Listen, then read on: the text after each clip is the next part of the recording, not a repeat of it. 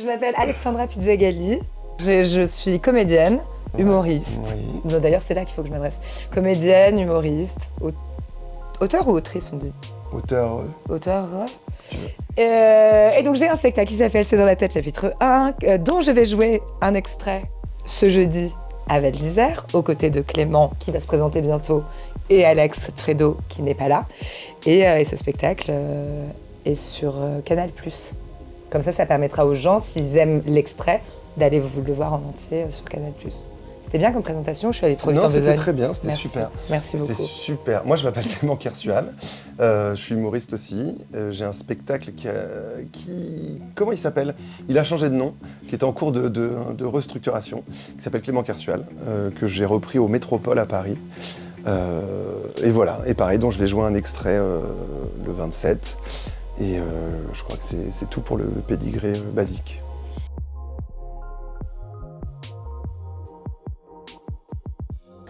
Moi, c'est parce que, comme on disait, j'ai fait une école de journalisme, mais je sais pas si j'avais des idéaux de journalisme, genre aller sur les terrains d'opération, etc. Je voulais faire de la télé, je pense, au départ, et j'aimais beaucoup les late shows français. J'étais à l'époque, toutes les grosses émissions de télé où il y avait aussi de l'humour, aussi de la satire, et je pense que je suis allé dans le journalisme par ça, en pensant finir par faire ça. En pensant finir par faire ça. Mais du coup, ça m'a amené au journalisme. Du coup, ça m'a rendu un petit peu plus intelligent que juste rigolo. Et après, j'ai pas aimé trop ce que j'ai vécu du journalisme quand j'ai travaillé vraiment dedans. Et j'ai fini par faire de la radio. Et à la radio, moi, j'ai dit à mes copains, on a créé une radio ensemble.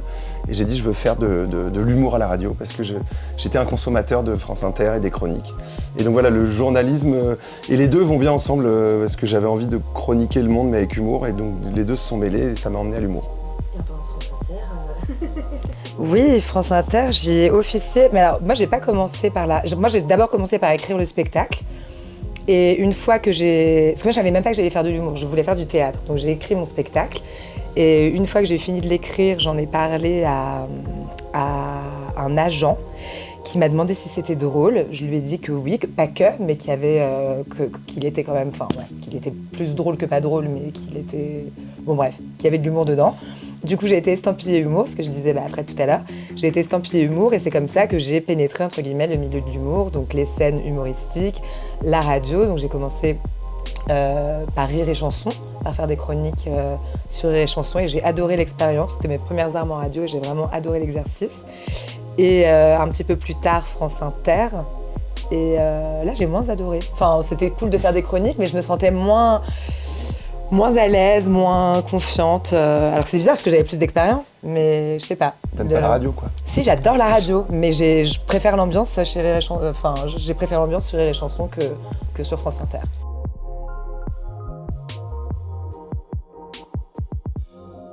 Alors moi, je vais en parler, et d'ailleurs, j'aurais dû le corriger, parce que moi, c'est un peu une... Enfin, c'est pas une arnaque, mais j'ai pas fait le vrai Montreux, moi. Il y a une année, ils ont fait un Montreux à Cannes.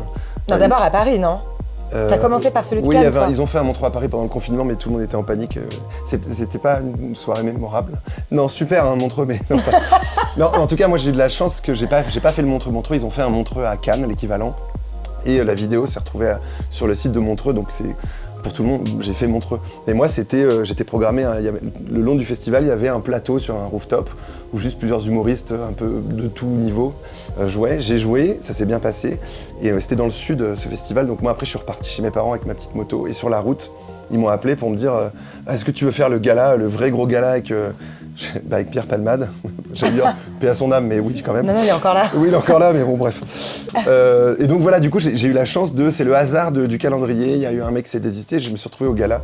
Bon, parce que j'avais le niveau probablement pour faire ce truc-là, mais oui, tu l'avais. Mais c'était pas prévu, quoi. Donc c'est un concours de circonstances qui m'a amené à avoir une vidéo Montreux. Et donc je dis ça parce que je veux quand même bien faire le vrai Montreux avec l'hôtel et tout.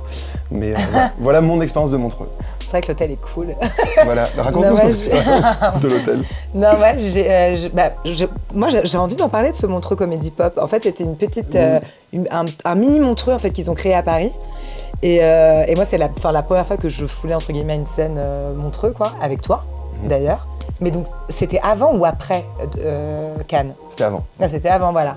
Et après, je devais participer au Montreux de l'année suivante, mais à cause du Covid, le Montreux ça a été annulé. De la Covid. De la Covid. Et du coup, l'année d'après, j'ai fait donc mon premier Montreux à Montreux, et l'année suivante, mon deuxième Montreux à Montreux. Et là, c'est bon, je prends des vacances. Et c'est bien ou pas? Oui, c'est super, c'est super. Ah oui, non, c'est super. L'ambiance est géniale. Toutes les équipes, que ce soit les organisateurs, même en régie, etc. Enfin, tout le monde est adorable. L'ambiance est géniale parce qu'on se retrouve tous en tant qu'artistes. On a l'habitude de se croiser ici et là, donc c'est toujours hyper plaisant de se retrouver. En colo, quoi. Ouais, en colo, c'est un peu la colo. Enfin, ouais. oui.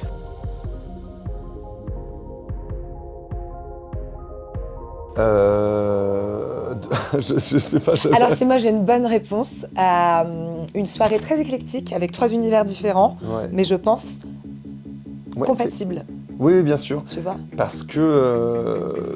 Alex, lui, fait de la musique, il est... Ouais, notamment. Ouais, il fait de l'humour en musique. Il fait de l'humour en musique. Donc déjà, je trouve que ça crée un univers qui est super. En plus, c'est une station qui est familiale et tout. Donc, il y a... Tu vois? Ouais. Je pense que c'est cool. Nous, on a un humour qui est un peu... Toi, c'est très stand-up. Ouais. Et c'est... Est-ce que tu préfères que je dise corrosif? Vas-y, décris-moi, tiens.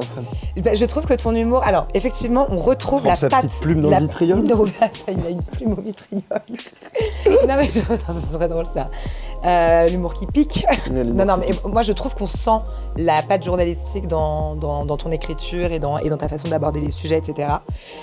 Mais notre humour, je le trouve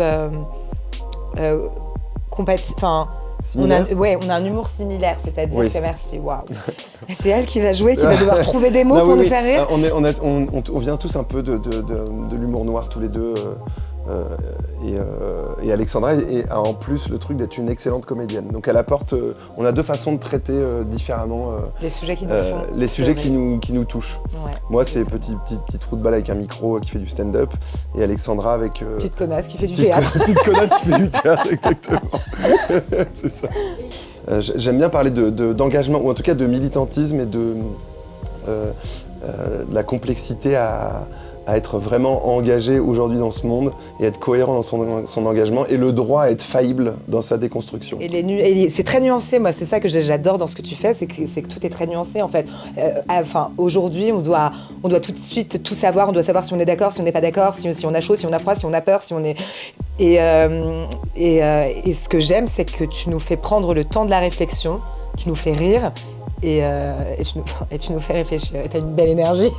Non, mais en vrai, c'est vrai, j'aime beaucoup ton travail. La personne, je l'aime pas, mais j'aime beaucoup son travail. Je dirais aussi l'homme de l'artiste. Ouais, c'est bien. Et moi, je dirais que j'aborde des sujets sociétaux et quelquefois historiques. En gros, si je te donne des... Je sais pas, j'aborde le viol, Daesh, le Troisième Reich, qu'est-ce que j'aborde? Le fait d'être cocu. Ouais. C'est le moins grave des trois. Ouais, mais moi, c'est celui qui me bouleverse le plus. Le Troisième Reich et l'adultère.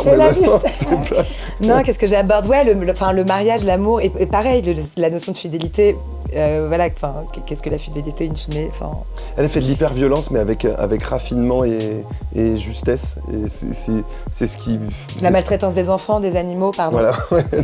Voilà, tout ce qu'on peut imaginer qui est pas bien, grave et douloureux, mais qui est fait avec poésie et avec beauté. Et du coup, ça... Et avec humour aussi, hein, quand même. Oui, on va rigoler, hein. Ouais, normalement, c'est... Normalement, c'est drôle. Ouais. Mais pas que. Moi, c'est ça que j'aime dans mon... moi, j'aime bien me lancer des fleurs, de façon kitsch. Romantiser la mort de façon rigolote. Ouais, ça, c'est joli. Oui. Et tu vois, tu m'en as fait perdre ton français. Mon français. Mon latin. Parce que le latin, flou. Non, mais si j'aime bien, ce que j'aime faire... en fait, ce que j'aime ressentir, moi, en tant que public, et ce que j'aime faire en tant que comédienne ou autrice ou que sais-je, c'est que c'est danser sur la... Comment dire? Sur la limite, et que parfois, on ne sache pas si on doit rire, si on ne doit pas rire, si on doit pleurer, et j'aime bien que les émotions se mélangent. Et j'aime bien jouer ça. Et j'aime bien, en tant que public, ressentir ça. Voilà, c'est un peu de... Venez, sinon on va faire sauter le caisson. Non, venez parce que Toujours. je sais, j'allais dire c'est rare, mais non, mais parce que c'est trop bien de pouvoir faire dans toute la semaine une soirée stand-up. En plus, on est 3 humoristes, c'est pas qu'un spectacle. Si vous en aimez qu'un seul, voilà, vous allez pouvoir en aimer un ou en aimer plusieurs, vous avez le choix. On joue tous à Paris et du coup on est tous très bons. Enfin ça c'est un peu prétentieux, c'est pas fou, c'est pas vrai. Si, on est doués quand même. Et puis c'est trop bien, une semaine, nous aussi on va faire. Faut le dire, on va pas dire venez, on est nuls. Non, non, venez, on est bons. doués, on est super bons. Et puis c'est une sortie cool, je pense, dans la semaine, comme il y a plein de trucs à faire, il y aura des soirées disco, il y aura des soirées machin, et un soir stand-up, sachant que ça dure 1 heure et après on aura aussi envie de faire la fête avec vous, donc je pense que ça peut être une très bonne soirée sur le long terme.